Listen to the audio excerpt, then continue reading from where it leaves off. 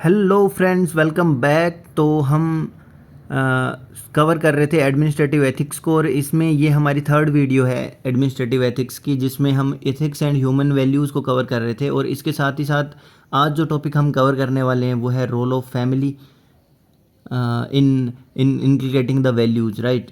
तो सबसे पहले हम इस पूरे टॉपिक को हम कवर करेंगे 3 वीडियोज़ में, जिसमें फैमिली, सोसाइटी और एजुकेशनल इंस्टीट्यूशन का जो भी हमारे कंट्रीब्यूशन है वैल्यूज़ को इनकलकेट करने में, उसको कवर करेंगे, राइट। तो बात करते हैं वैल्यूज़ की। तो वैल्यूज़ क्या होते हैं? कोड्स होते हैं जो कि इंटरनल कंडक्ट को शो करते हैं, यानी कि हमारा जो इंटरनल रिफ्लेक्शन है, राइट, इंटरनल रिफ्लेक्शन है वो पता चलता है किससे? वैल्यूज से, राइट। इसके अलावा जो भी प्रिंसिपल्स होते हैं जिन पे वैल्यू बेस्ड होती है, राइट, यानी कि वैल्यू बेस्ड जो भी प्रिंसिपल्स होते हैं वो हमारी लाइफ को लीड करते हैं, साथ ही साथ हमारी डिसीजन मेकिंग में भी हेल्प करते हैं। क्योंकि जो भी हम डिसीजन लेते हैं वो हमारे अंदर कितनी ह्यूमन वैल्यूज़ है उन पे डिपेंड करता है, राइट। अगर हम डिसीजन को ऑनेस्टली ले रहे हैं, अगर हम ट्रूथफुलनेस उसके अंदर मतलब ऐड कर रहे हैं, राइट, या फिर फेयरनेस ऐड कर रहे हैं, राइट, या कोई भी सेक्शन है अगर हमारे डिसीजन से बिल्कुल अफेक्ट होने वाला है तो हम उनके लिए क्या वो जस्ट यूज़ कर रहे हैं कि नहीं कर रहे हैं, यानी कि जो न्याय के साथ जस्टिफाइड है कि नहीं है वो, इस तरीके से, राइट। साथ ही साथ ये क्या करती है? गाइड करती है हमारे किस ओरिएंटेशन को, एटीट्यूड को और बिहेवियर को। यानी कि वैल्यूज़ है वो हमारे लिए एक तरीके से गाइडिंग लाइट है, ओरिएंटेशन के लिए, एटीट्यूड के लिए और हमारे बिहेवियर के लिए। कहाँ कहाँ पर हमारे घर में अगर हम रह रहे हैं तो हम किस तरीके से बिहेव कर रहे हैं, राइट, या फिर वर्क प्लेस पे हैं, या फिर किसी भी एरिया में हम रह रहे हैं तो वहाँ पे क्या करेगी? वैल्यूज़ हमें गाइड करेगी, राइट।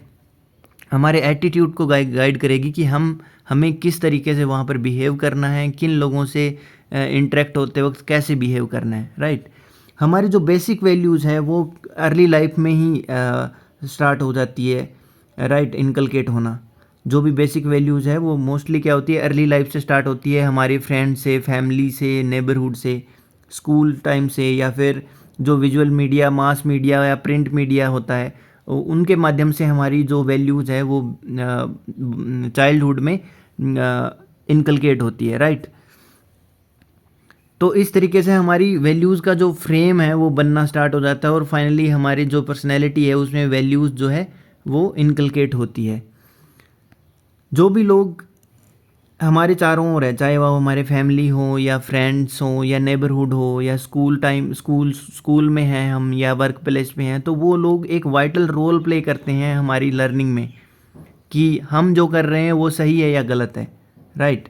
कि हमारे अंदर जो भी डिसीजंस है वो हमारे डिसीजंस को जज करने के लिए हमारे चारों ओर जो लोग बैठे हैं, राइट, वो बहुत एक इम्पोर्टेंट रोल प्ले करते हैं। यही चीज़ हमने देखी थी एथिक्स में, कि एथिक्स हमें ये बताता है कि हमारे द्वारा जो कंडक्ट किया गया है वो राइट है कि रॉन्ग है, राइट है कि रॉन्ग है, अंडरस्टूड। तो इस तरीके से जो भी लोग हमारे चारों ओर होते हैं वो हमेशा इस चीज़ को डिसाइड करने वाले बैठे होते हैं। सोसाइटी होती है वो डिसाइड करने के लिए बैठी होती है कि हम जो कंडक्ट कर रहे हैं वो सोशली गुड है या राइट है, या गलत है कि सही है। समझ में आ गया? उसके बाद बात करते हैं प्रिंसिपल्स की। तो जैसे पीस हो गया, लव हो गया, ऑनेस्टी हो गया, ट्रूथफुलनेस हो गया, ये क्या करते हैं? एसेंशियल प्रिंसिपल्स होते हैं। यानी कि हमारी जो ह्यूमन वैल्यूज़ है इसके अंदर मतलब एक तरीके से मैंडेटरी है। अगर हम किसी भी इंसान के अंदर ह्यूमन वैल्यूज़ की बात करें तो ये हमारी सोसाइटी को ग्रूम करने के लिए, हमारी सोसाइटी को अच्छी डायरेक्शन में ले जाने के लिए मैंडेटरी है, राइट। तो ये जो प्रिंसिपल्स है ये बहुत एसेंशियल है, जो कि हमारी लाइफ को बिल्ड करते हैं, साथ ही साथ हमें अदर पीपल होते हैं उनसे रिलेट करने में हमारी मदद करते हैं, राइट, उनके साथ रिलेशनशिप बनाने में हमारी मदद करते हैं ये एसेंशियल प्रिंसिपल्स। अगर हम पीसफुल नहीं होंगे या लविंग नहीं होंगे या ऑनेस्टी हमारे नेचर में नहीं होगी या ट्रूथफुलनेस हमारे नेचर में नहीं होगी तो धीरे धीरे सब लोग क्या है, हमसे दूर जाते जाएंगे। तो इसलिए ये एसेंशियल प्रिंसिपल्स हैं हमारी ज़िंदगी में, हमारे ह्यूमन वैल्यूज़ का एक बहुत इम्पोर्टेंट पार्ट है। तो ये क्या होता है, they are usually a blend of family values, educational values and socio cultural values, यानी कि सारी वैल्यूज़ जो हैं वो हमारी चाहे फैमिली वैल्यूज़ है, चाहे हमारी एजुकेशनल वैल्यूज़ है या सोशियो कल्चरल वैल्यूज़ है, ये सारी की सारी मिल के ह्यूमन वैल्यूज़ को क्रिएट करती है, राइट। ह्यूमन वैल्यूज़ को क्रिएट करने में हमारी फैमिली वैल्यूज़, हमारी एजुकेशनल वैल्यूज़ क्या होगी, जो हमारे नॉलेज है वो भी एक तरीके की हमारी एजुकेशनल वैल्यू है। सोशियो कल्चरल वैल्यू में हम सोसाइटी में किस तरीके से दूसरों से बिहेव करते हैं, ये आता है सोशियो कल्चरल वैल्यूज़ में, राइट। या फैमिली वैल्यूज़ में हम फैमिली में बड़ों का आदर करते हैं या बड़ों से किस तरीके से पेश आते हैं, छोटों के प्रति हमारा कैसा एटीट्यूड है। तो इस तरीके की चीज़ें हैं जो ह्यूमन वैल्यूज़ में आती है और ये कंप्लीट करती है ह्यूमन वैल्यूज़ को किसी भी आदमी के नेचर में, राइट। तो ये तो था वैल्यूज़। और उसके बाद बात करते हैं कि वैल्यूज़ का इनकलकेशन है वो फैमिली में कैसे होता है। तो फैमिली क्या है कि एक फाउंडेशन की तरह काम करती है जिसके अंदर वैल्यूज़ बिल्ट होती है, राइट। यानी कि किसी भी इंसान की जो बेसिक वैल्यूज़ है वो हमेशा किस में बिल्ड होगी, फैमिली में होगी, राइट। तो फैमिली एक कंप्लीट सेट ऑफ एनवायरनमेंट है जिसके अंदर हमारी वैल्यूज़ है वो डेवलप होती है। चाइल्डहुड में क्या होता है कि सबसे हम लर्न करते हैं राइट या रॉन्ग फैमिली के अंदर ही, कि हम जैसे बच्चा किसी तरीके से बिहेव करता है तो हम बच्चे को बताते हैं कि ये सही है या गलत है, तो उस तरीके से हम उसको थोड़ी बहुत डांटते भी है या प्यार से समझाते हैं। तो ये चीज़ें इनकलकेट होनी स्टार्ट होती है हमारी सिंस हमारी चाइल्डहुड से, राइट। जो वैल्यू सिस्टम है फैमिली में वो हमेशा ऑटोमेटिक होता है, मतलब यंगर फैमिली मेम्बर्स होते हैं उनके लिए ऑटोमेटिक होता है। और ये जो फैमिली वैल्यूज़ होती है वो जनरेशन टू जनरेशन मतलब ट्रांसफ़र होती रहती है, right. Generation to generation transfer होती रहती है फैमिली वैल्यूज़, कि हमें किस तरीके से अपनी फैमिली के सेटअप में है वो बिहेव करना है, राइट। या फिर जैसे हम कई बार क्या होता है, पेरेंट्स जिस तरीके से बिहेव करते हैं उसी में जो एल्डर सिबलिंग्स है हमारे उसी वे में बिहेव करने लगते हैं, राइट। या पेरेंट्स में अगर मान लो फादर है, उसको एकदम से किसी चीज़ पे गुस्सा आ रहा है या कोई मिस्टेक से एकदम से रिएक्शन आ रहा है, जो भी रिएक्शन एंगर का आ रहा है वो सेम टू सेम हमारे एल्डर सिबलिंग्स है वो भी हमारे ऊपर सेम टू सेम उसी तरीके से गुस्सा करेंगे, राइट। तो ये एक तरीके से जो बेसिक वैल्यूज़ है वो फैमिली से ही स्टार्ट होती है, राइट। जो हमारे बड़े हैं यानी कि एल्डर्स हैं वो क्या करते हैं, वैल्यूज़ को इंस्टिल करते हैं, राइट। साथ ही साथ जो हमारी जो कैरेक्टर में स्ट्रेंथ लेके आते हैं as a kid, as a मतलब सिंस चाइल्डहुड हमारे अंदर जो एल्डर्स हैं हमारे वो हमारे अंदर स्ट्रेंथ लेके आते हैं। स्ट्रेंथ कैसे लेके आते हैं, bye means of discipline, right. या फिर हम उनकी वैल्यूज़ को देख के हम इंस्पायर होते हैं, राइट। या फिर मान लो वो अगर फैमिली में किसी दूसरे मेंबर को रिस्पेक्ट के साथ ट्रीट करते हैं या फिर ऑनेस्टी के साथ ट्रीट करते हैं, राइट। या ट्रूथफुलनेस होती है मान लो हमारे फैमिली के दूसरे मेंबर के साथ एक मेंबर की, तो वो चीज़ें हम सिंस चाइल्डहुड हम लोग लर्न करते हैं उससे। और वो क्या करते हैं, जैसे एल्डर्स हमारे वो इंटरेक्ट भी करते हैं चिल्ड्रन के साथ, राइट। तो चिल्ड्रन के साथ इंटरेक्ट करेंगे तो वो धीरे धीरे चिल्ड्रन भी उन चीज़ों को इनकलकेट करेंगे। तो जो फैमिली में हमारे जो बेसिक वैल्यूज़ हैं उनको इनकलकेट करने में एल्डर्स का बहुत बड़ा योगदान है, राइट।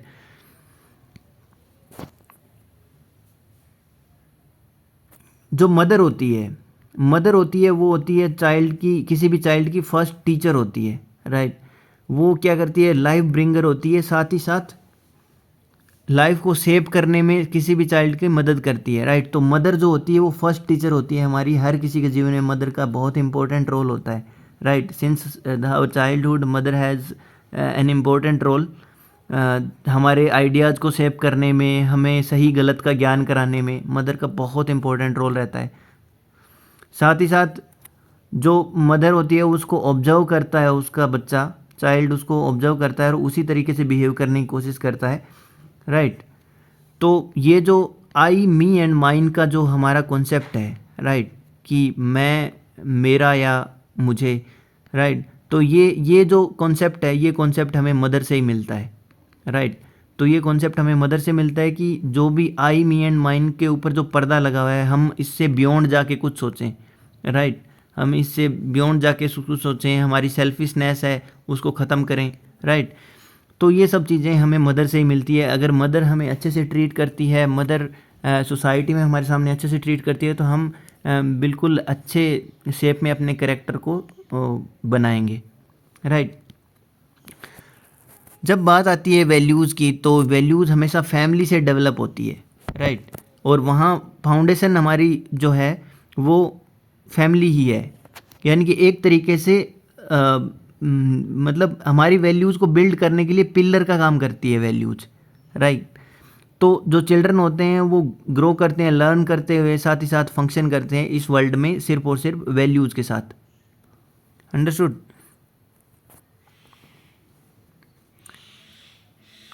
जो बच्चा होता है वो क्या करता है, वैल्यू करता है, साथ साथ नर्चर करता है। जो वर्च्यू काइंडनेस होती है, जैसे वर्च्यू जितनी भी होती है, जितने भी गुण होते हैं, जैसे काइंडनेस हो गई, कंपैशन हो गया, राइट, सेक्रीफाइस हो गया, रिस्पेक्ट टू अदर्स हो गया, राइट। तो ये सब चीज़ें हैं, दूसरों की हेल्प करना, राइट, या दया दिखाना या करुणा, राइट। उसके अंदर वो भी किसी दूसरे की अगर मतलब दयनीय स्थिति में देख के रोने लगना, राइट, या त्याग की भावना, या रिस्पेक्ट करना, यानी कि किसी भी इंसान की रिस्पेक्ट करना, आदर करना, सम्मान करना, राइट। तो ये सब चीज़ें हैं, वो हमेशा इन चीज़ों की वैल्यू करने लगता है। मतलब चाइल्ड जब धीरे धीरे जैसे ग्रो करता है वैसे वैसे चाइल्डहुड में क्या होता है कि क्लोज कांटेक्ट होता है किसके साथ, मदर के साथ, राइट। तो मदर के साथ क्लोज कांटेक्ट था, जैसे फॉर एग्जांपल गांधी जी का, तो उन्होंने लर्न किया था बहुत सारे वर्च्यूज़ को लर्न किया, और उसके बाद में उनको एम्बाइब किया मोरल वैल्यू के रूप में, जिसमें थी ट्रूथफुलनेस, नॉन वायलेंस, धर्म, रामायण की स्टोरी से, महाभारत की स्टोरी से। और इंडियन नेशनल मूवमेंट था, उसके अंदर बहुत बड़ा कंट्रीब्यूशन किया था उन्होंने। किसकी वजह से, उनकी मदर की वजह से। कैसे, उनकी मदर ने उन्हें जो वैल्यूज़ लर्न करवाई थी कि हाँ भाई ट्रूथफुल रखनी है अपने बिहेवियर में, साथ ही साथ नॉन वायलेंस का उनका जो प्रिंसिपल था, राइट।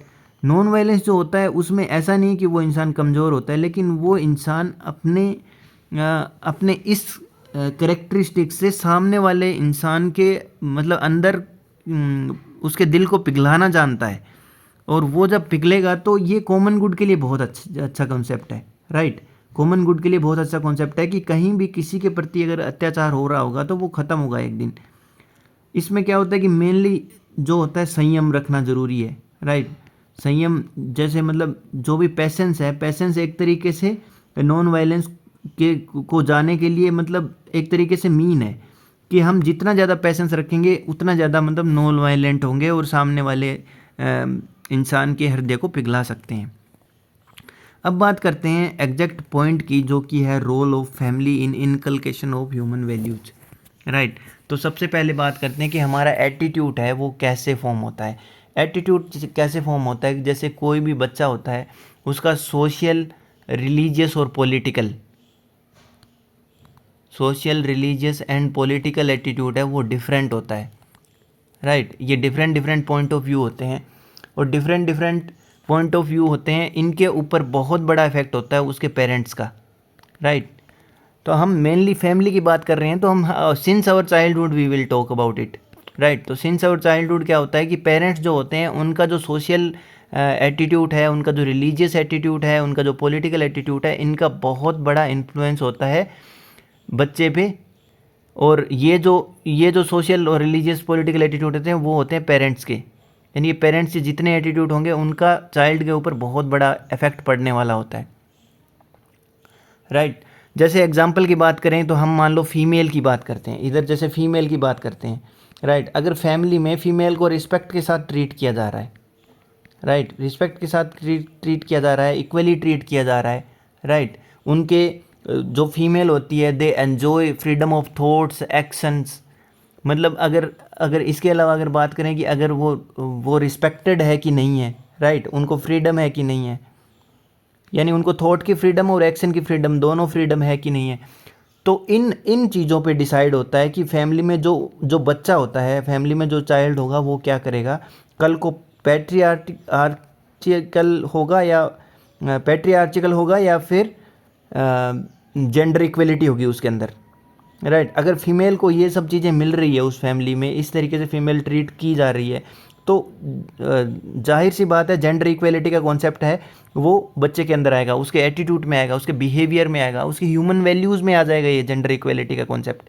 लेकिन अगर इस तरीके से ट्रीट नहीं की जा रही है, या फिर ऑटोनॉमी, अगर मेल अपनी ऑटोनॉमी के साथ रह रहे हैं उस फैमिली में, तो उस घर के बच्चे भी ऑटोनॉमी में रहेंगे, यानी कि उनके बिहेवियर में पैट्रियार्चिकल जो सोसाइटी का कॉन्सेप्ट है वो भर जाएगा, राइट, उनके एटीट्यूड में आ जाएगा, राइट। सिमिलरली अगर हम बात करें कि जैसे सेक्युलरिज्म की, राइट, अगर सेक्युलरिज्म हमारे पेरेंट्स में है, अगर बच्चे के पेरेंट्स में सेकुलरिज्म है, अगर वो शो करते हैं किसी भी डिफरेंट सेक्ट के फेथ और बिलीफ के को रिस्पेक्ट करते हैं, राइट, किसी भी सेक्ट में जो इंसान है उनके फेथ और बिलीफ को रिस्पेक्ट करते हैं, राइट, या टॉलरेंस होगी, मतलब एक तरीके से टॉलरेंस रखते हैं अपने बिहेवियर में, या कॉमन ब्रदरहुड की भावना रखते हैं, राइट। तो इस कॉन्सेप्ट से क्या होगा कि जो उनके बच्चे होंगे, उनके चाइल्ड होंगे, वो भी क्या करेंगे, वो भी इस चीज़ को अपने बिहेवियर में लेके आएंगे, और ये सेकुलरिज्म है वो ह्यूमन वैल्यूज़ बन जाएगा उनके बिहेवियर में, उनके एटीट्यूड में, राइट। तो ये एक तरीके से एक रिलीजियस एटीट्यूड हो गया। साथ ही साथ मान लो कोई भी बच्चा है वो ऐसे एनवायरनमेंट में रेज्ड हुआ है जिसमें अथॉरिटेरियन मैनर में, मतलब उनके परिवार में अथॉरिटेरियन मैनर में बिहेव होता है, राइट, ऑटोक्रेसी जिस तरीके से बोलते हैं, राइट, कि भाई मजबूरी में अगर कोई काम नहीं कर रहा है तो मजबूरी में उससे वो काम करवाया जाए। तो वहाँ पे वो बच्चा क्या होगा, बड़ा होकर डेमोक्रेटिक प्रिंसिपल्स को इतना नहीं मानेगा, डेमोक्रेटिक प्रिंसिपल्स हैं उनको नहीं मानेगा, वो ऑटोक्रेसी में बिहेव कर, वो ऑटोक्रेसी में बिलीव करेगा, राइट। तो उसके बिहेवियर में, उसके डिसीजन मेकिंग में, उसके एक्शंस में ये डेमोक्रेटिक वैल्यूज़ है वो कम हो जाएगी, और जो अथॉरिटेरियन मैनर है वो ज़्यादा दिखेगा, राइट। इसके अलावा बात करते हैं अगर हैबिट फॉर्मेशन की, तो हैबिट फॉर्मेशन और पर्सनैलिटी डेवलपमेंट में भी वैल्यूज़ का बहुत बड़ा योगदान है, इसमें फैमिली का भी बहुत बड़ा रोल है, राइट। तो जो भी पर्सनैलिटी कैरेक्टरिस्टिक्स होती है वो कैसे डेवलप होती है, जैसे जैसे बच्चा ग्रो करता है फैमिली के एनवायरनमेंट में, तो वहाँ का जो एनवायरनमेंट होता है जिस तरीके का, उसी एनवायरनमेंट के हिसाब से उसके अंदर ह्यूमन वैल्यूज़ आएगी, राइट। तो चाइल्ड क्या करता है, हमारे एक्शंस को, हमारे एटीट्यूड को, हमारे बिहेवियर को, राइट, इनको सबको, मतलब वैल्यूज़ को, बिलीफ को, जो भी पेरेंट्स होते हैं उनकी वैल्यूज़ को, उनके बिलीफ को, उनके बिहेवियर को, उनके एक्शन को रियर करता है, यानी कि उनका पीछा करता है, उनकी कॉपी करता है, राइट। और उनकी कॉपी करने के बाद वो क्या करता है, एक तरीके से उन चीज़ों को बिहेवियर में लेके आता है। तो हम ये बोल सकते हैं कि इनका जो लॉन्ग लास्टिंग इम्पैक्ट जो है वो हमेशा बच्चे के बिहेवियर के ऊपर पड़ेगा। तो इस तरीके से फैमिली जो होती है वो किसी भी चिल्ड्रन की, किसी भी पर्सन की जो ह्यूमन वैल्यूज़ होती है उनको इनकलकेट करने में हेल्प करती है। अब बात करते हैं, उसी तरीके से हमने बात करी थी कि क्या वो डेमोक्रेटिक होगा या अथॉरिटेरियन होगा, राइट। उसकी हैबिट फॉर्मेशन में, उसकी पर्सनैलिटी डेवलपमेंट में भी हेल्प करती है जो भी वैल्यूज़ होती है वो, राइट। अगर मान लो, देखो दो तरीके की फैमिलीज होती है, इसमें क्या होता है कि जैसे पेरेंट्स होते हैं, राइट, अपनी जो पेरेंट्स होते हैं वो अपनी मैरिज को किस तरीके से देखते हैं, राइट। अब उनकी मैरिज अगर सक्सेसफुल है, उनकी मैरिज में कोई कॉन्फ्लिक्ट नहीं है, राइट, तो वो एक तरीके से डिसिप्लिन्ड और एक नर्सिंग एनवायरनमेंट में मतलब बच्चा है वो ग्रो करेगा, राइट। उसमें क्या होगा, एक सिविलाइज्ड मैनर होगा, क्लीनलीनेस होगी, self control in eating and drinking habits होगा, राइट। इसके अलावा मान लो वो अगर राइट है, राइट, तो अपने आप को प्रूव करने के लिए उसको बिल्कुल वो सॉफ्ट टोन में बात करेगा, ना कि बहुत ऊंची आवाज़ में अपने आप को प्रूव करेगा, राइट। तो ये जो चीज़ें होती है ये इनकलकेट होती है किसकी वजह से, जो भी केयरिंग फैमिली होती है, जो भी डिसिप्लिन फैमिली होती है, राइट, उस तरीके की जो पॉजिटिव फैमिली होती है, जिन पेरेंट्स की मैरिज बिल्कुल सक्सेसफुल होती है, तो उस तरीके का एनवायरनमेंट है, उसके अंदर डिसिप्लिन्ड वे में बच्चा बिहेव करेगा, राइट। तो उसी में उनका हैबिट, जो बच्चे का हैबिट है वो उसी तरीके से फॉर्म होगा। लेकिन अगर क्या है कि मान लो जो पेरेंट्स हैं उनके अंदर बिल्कुल भी लव एंड अफेक्शन नहीं है, मान लो लव नहीं है, अफेक्शन नहीं है, राइट, और एक दूसरे की बिल्कुल रिस्पेक्ट नहीं करते हैं, तो उस कंडीशन में क्या होगा कि जो बच्चा है वो डिससेटिस्फेक्शन के माइंडसेट के साथ ग्रो करेगा, उसके अंदर इनटॉलरेंस ऑटोमेटिकली आ जाएगा, राइट, उसके अंदर इनटॉलरेंस ऑटोमेटिकली आएगा, और फाइनली वो ग्रो होने पर क्या होगा, उसके अंदर उसके आइडियाज़ हैं वो बहुत ज़्यादा इंडिपेंडेंट होंगे, और जो कॉन्फ्लिक्ट ड्रिवन आइडियाज़ हैं वो उसके अंदर ग्रो करेंगे। यानी कि हर चीज़ में कॉन्फ्लिक्ट, जैसे अगर कोई उसकी बात नहीं मान रहा है तो वो क्या करेगा, ज़बरदस्ती उसको बात मनवाने की कोशिश करेगा। उसकी वजह से क्या होगा, उसको जो जैसे मतलब घर में तो क्या होता है कि इस तरीके के बच्चे को हर कोई मतलब ऐसे छोड़ तो नहीं सकते हैं, ठीक है, हर कोई एक्सेप्ट करता है, लेकिन जो बाहर है ना, बाहर जो जैसे स्कूल्स में या फिर मान लो बाहर जनरल पब्लिक में क्या होगा, लोग उसको बिल्कुल पसंद नहीं करेंगे। तो ये एक तरीके से कॉन्फ्लिक्ट ड्रिवन पर्सनैलिटी बन जाएगी उसकी। इसलिए जो फैमिलीज होती है जिनके अंदर डिस्ट्रस्ट होता है या स्ट्रेस होता है, अनहैप्पीनेस होती है, जिनके घर में जो पेरेंट्स होते हैं वो डिसकनेक्टेड होते हैं और या हर दिन मतलब एक दूसरे से लड़ते रहते हैं, तो उनके चिल्ड्रन जो होते हैं वो एक डिससेटिस्फेक्शन वाले माइंडसेट के साथ ग्रो होते हैं, और फाइनली उनके पर्सनैलिटी में कॉन्फ्लिक्ट आ जाता है, यानी कि कॉन्फ्लिक्ट ड्रिवन पर्सनैलिटी बन जाती है, यानी कि हर बात पे वो झगड़ालू प्रवृत्ति के हो जाते हैं, राइट। अब बात करते हैं कि इमोशनल डेवलपमेंट कैसे होता है, यानी कि हमारी जो इमोशनल डेवलपमेंट है, इमोशनल इंटेलिजेंस को डेवलप करने के लिए फैमिली का कितना बड़ा योगदान है, राइट। तो इसमें सबसे बड़ी चीज़ ये है कि हमारे जो एल्डर्स हैं, एल्डर्स क्या करते हैं, एल्डर्स जो हैं, एक बार इसको डिलीट कर देता हूँ so that clearly we can understand about it.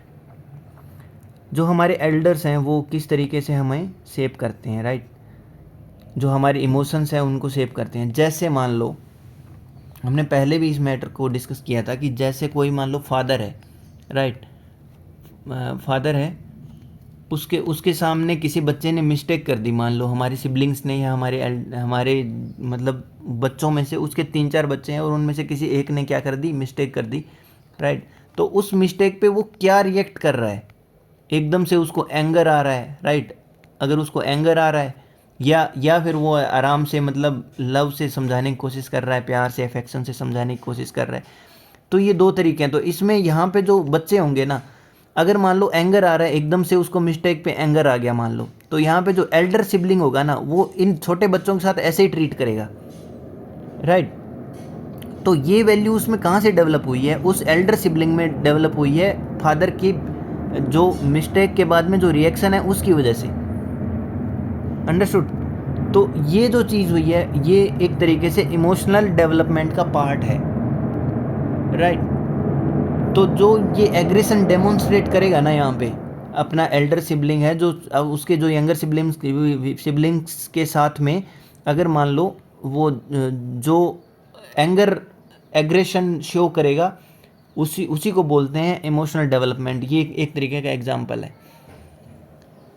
तो क्या होता है कि एक जो बच्चा होता है वो रिलेशनशिप से, मैनर से, सेल्फ एस्टीम से, या फिर हम बात करें रिस्पेक्ट की तो रिस्पेक्ट से, तो ये सब चीज़ें किससे सीखता है, वो फैमिली के जो एल्डर्स होते हैं उनसे सीखता है। उसके बाद में उसके अंदर इमोशनल डेवलपमेंट होना स्टार्ट होता है उन चीज़ों का।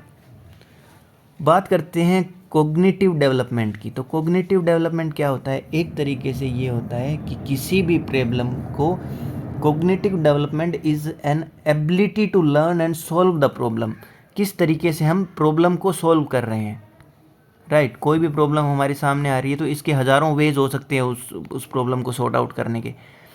तो ये जो डेवलपमेंट होता है ये हमारे अंदर किससे आता है, फैमिली से आता है। ये बहुत बड़ा एक फैक्टर है, क्योंकि आगे जाके अगर मान लो कोई साइंटिस्ट बना है ना, राइट, अगर कोई साइंटिस्ट बना है तो वो भी इस कोग्निटिव डेवलपमेंट की वजह से बना है कि वो प्रॉब्लम को किस तरीके से सॉर्ट आउट कर रहा है, राइट। तो ये कॉग्निटिव डेवलपमेंट का, जैसे फॉर एग्जांपल हम बात करते हैं, अगर मान लो फॉर एग्जांपल बात करते हैं कि जो थॉमस एल्वा एडिसन थे, वो एक स्कूल में पढ़ते थे और स्कूल की टीचर ने उनको ये बोल के भगा दिया था कि ये मेंटली इल है, एडल्ट बोलते हैं जिसको, राइट। तो मेंटली इल है और इसको हम नहीं पढ़ा सकते हैं, ये बाकी बच्चों के साथ में कोप अप नहीं कर पाएगा स्टडी में। तो उनकी मम्मी ने क्या किया, उनकी मम्मी ने उनको घर पे लाया और उसके बाद में उसको घर पे ही होम स्कूल से शिक्षा देनी चालू करी, एजुकेट करना चालू किया। और उसके बाद में उन्होंने उनमें ये पाया, उनकी पर्सनैलिटी में ये पाया कि उनके अंदर हाँ थोड़ा तो है मतलब उनके अंदर थोड़ा सा मतलब लैग कर रहा है पर्सनैलिटी में, लेकिन मतलब जो स्लाइटली अनयूजुअल मैनर है वो तो है, लेकिन जो फिजिकल अपीयरेंस है वो थोड़ा ज़्यादा लग रहा है, फिजिकल अपीयरेंस से उनका ज़्यादा लग रहा है। लेकिन बाद में उन्होंने ये पाया कि उनके अंदर बहुत बड़ी कॉग्निटिव डेवलपमेंट है, उनकी बहुत बड़ी क्वालिटी है, राइट। तो उनके अंदर जो इंटेलिजेंस है वो बहुत ज़्यादा है। और उसके बाद में आपको पता है थॉमस एल्वा एडिसन ने क्या किया था, एक मतलब जो बल्ब का निर्माण किया था, आपको पता ही है, राइट। तो इस तरीके से कॉग्निटिव डेवलपमेंट है वो हमारे साइंटिफिक माइंड को, हमारे इंटेलेक्चुअल माइंड को किस तरीके से अफेक्ट करता है, वो एक एग्जांपल हो गया। बात करते हैं फैमिली के नेचर की। देखिए फैमिली का अगर नेचर है, अगर एज पर सोशल स्टडीज ये बोला जाता है कि जो चिल्ड्रन हैं वो अगर दो पेरेंट्स से रेज होने वाले चिल्ड्रन हैं बहुत रिस्पॉन्सिबल होते हैं और डेडिकेटेड भी होते हैं, राइट। जिसमें पेरेंट्स मदर और फादर है। जैसे इंडिया में तो नहीं, लेकिन फॉरेन नेशंस में क्या होता है कि जैसे मान लो सिंगल पेरेंट वाला एक कस्टम चला हुआ है, राइट। तो जैसे सिंगल पेरेंट है कोई, अगर वो अपने बच्चे को, अपने चाइल्ड को ग्रो करेगा तो उनके अंदर उतनी रिस्पॉन्सिबिलिटी, उतना डेडिकेशन नहीं आएगा जितना जो डबल पेरेंट्स हैं, मेल और फीमेल के द्वारा जो ग्रूम किया गया बच्चा है उसके अंदर आएगा, राइट। तो जॉइंट फैमिली या न्यूक्लियर फैमिली है वो हमेशा ओपनली क्या करते हैं, ये लीड करते हैं डेवलपमेंट को बच्चे के, जो कि डिफरेंट सेट्स में होता है, right, different set of personality में, वैल्यू में, राइट। तो इसमें क्या है कि जैसे जो यंग जनरेशन है वो एम्बाइब करती है ह्यूमन वैल्यूज़ को, शेयरिंग से, केयरिंग से, कोऑपरेशन से, कंपैशन से, सैक्रिफिस से, एल्ट्रुइज़म से। तो ये सब चीज़ें कैसे आती है, ये सिर्फ और सिर्फ एक स्टेबल और वेल फंक्शनिंग जॉइंट फैमिली की मदद से आती है। वेल फंक्शनिंग जॉइंट फैमिली होगी जिसमें हमारे कजिन्स होंगे, राइट, कजिन्स होंगे, इसके अलावा एल्डर्स होंगे, राइट, एल्डर के अलावा पेरेंट्स होंगे, ग्रैंड पेरेंट्स होंगे। कुछ लोग होते हैं जैसे वो ग्रैंड पेरेंट्स को मतलब बिल्कुल वो रिस्पेक्ट नहीं देते हैं, उनको घर से निकाल देते हैं। तो उसी तरीके से क्या होता है कि वो बच्चों के ऊपर भी उन चीज़ों का बिल्कुल इफेक्ट पड़ता है, वो कल को वो भी पसंद नहीं करते हैं जो एल्डर ग्रैंड पेरेंट्स होते हैं उनको, राइट। तो उनके बिहेवियर में आ जाता है।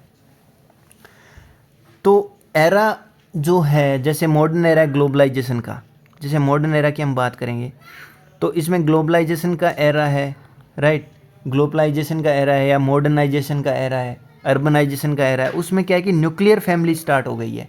न्यूक्लियर फैमिली में क्या होता है कि एक अर्बन एरिया में क्या होगा, अर्बन एरिया में एक तरीके से मतलब सिंगल फैमिली होगी जिसमें पेरेंट्स होंगे और उनके बच्चे होंगे बस। इनके अलावा ना तो वहाँ पे ग्रैंड पेरेंट्स होंगे, ना ही वहाँ पे दूसरे एल्डर्स होंगे, राइट।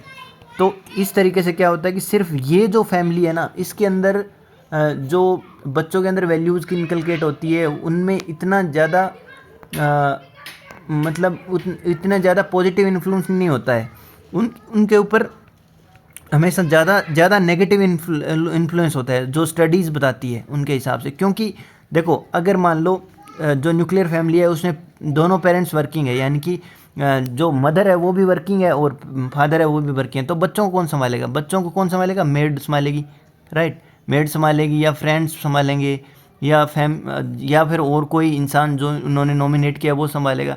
तो इस परिस्थिति में क्या होगा, उन लोगों का ज़्यादा इफेक्ट पड़ेगा बच्चे पे, यानी उनके अंदर जो क्वालिटीज़ होगी, उनके बिहेवियर में, उनके एटीट्यूड में जो वैल्यूज़ होगी वो आएगी इसमें, ना कि पेरेंट्स वाली वैल्यूज़ आएंगी, राइट।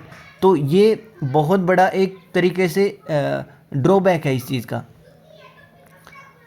तो इसके अलावा जो चाइल्ड होता है मीनवाइल वो ये भी सीखता है कि जैसे इंडिपेंडेंस, कॉन्फिडेंस, सेल्फ केयर, ये सब इस तरीके की जो रिस्पॉन्सिबिलिटी है वो न्यूक्लियर एनवायरनमेंट में सीखता है। अब कहने को तो मान लो एग्ज़ाम में हमारे पास ये आए कि जो न्यूक्लियर फैमिली होती है उसमें जो फैमिली के द्वारा जो वैल्यू शेप में लाई जाती है, मान लो उनके बारे में हमें लिखना है, तो इसमें हम एकदम से नेगेटिव चीज़ें तो नहीं लिख सकते हैं। हालांकि हमें पता है कि उस तरीके की जो इंडिपेंडेंस होती है वो ख़तरनाक साबित हो सकती है, राइट।